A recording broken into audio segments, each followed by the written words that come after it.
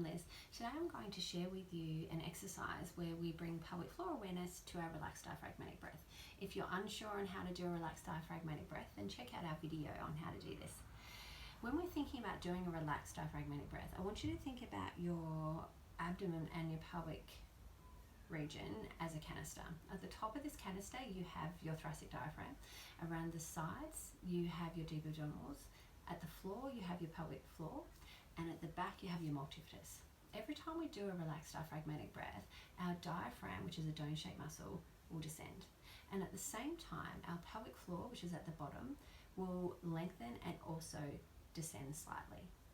As we breathe out, our pelvic floor will engage, lift and shorten slightly, and our thoracic diaphragm will also lift. So they move in sync. As we breathe in, our thoracic diaphragm and our pelvic floor will drop down, and as we breathe out, they'll both lift. And what is really beautiful about this exercise, it really gives our pelvic floor an opportunity to lengthen and shorten in a really natural physiological way. Before we go on with the exercise, I'm just going to point out a few anatomical points so that you can have a really clear understanding of where your pelvic floor is exactly. So leaning to one side, placing one hand underneath your bottom, and then leaning to the other side. And those bony bits that you're sitting on are your ischial tuberosities, or your sit bones. If you bring your hand to the front of your pelvis, you've got your pubic symphysis, and at the back, right at the base of your spine, you have your coccyx, or your tailbone. And your pelvic floor muscles take up that whole space. Okay, so when we're breathing in, it's that whole area that is lengthening and softening. To do this exercise, I'll have you laying down with your feet up against the wall. I'll demonstrate the position I'll get you to come into, but then I'll come back up into sitting to talk you through the exercise.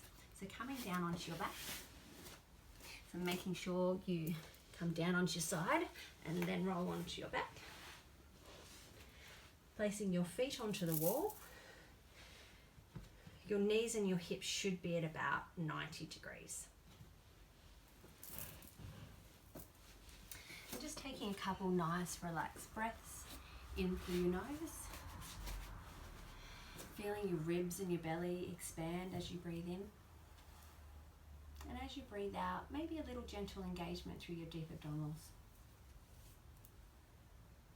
So taking a couple nice relaxed diaphragmatic breaths. Breathing in through your nose, feeling your ribs and your belly expand on the inhale. And maybe a little gentle engagement of your deep abdominals on the exhale. Now bringing your awareness to your pelvic floor. So that space in between your sit bones and your pubic bone and your tailbone. And as you take a nice relaxed breath in, I want you to visualize those muscles lengthening. So I want you to visualize your sit bones are going wide. Those muscles are lengthening and softening slightly. And as you exhale, I want you to observe what your pelvic floor is doing. So I don't want you to actively engage your pelvic floor. I just want you to observe what your pelvic floor is actually doing. So as you breathe in, lengthening through your pelvic floor, sit bones go wide. And as you breathe out, observing what your pelvic floor is doing. As you breathe in, sit bones go wide, pelvic floor lengthens. As you exhale, just observing what your pelvic floor is doing. As you breathe in, sit bones go wide, pelvic floor softens. And as you breathe out, observing your pelvic floor.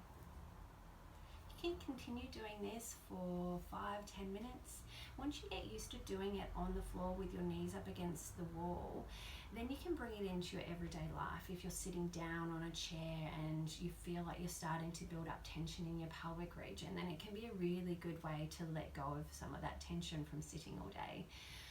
But to begin with, I think it's really good to do on the ground with your feet on the wall, because this lower part of your, or the base of your pelvis, is actually really free to move. When we're sitting down, those sit bones are anchored down a little bit, so it's not as easy to feel those sit bones lengthening and going wide.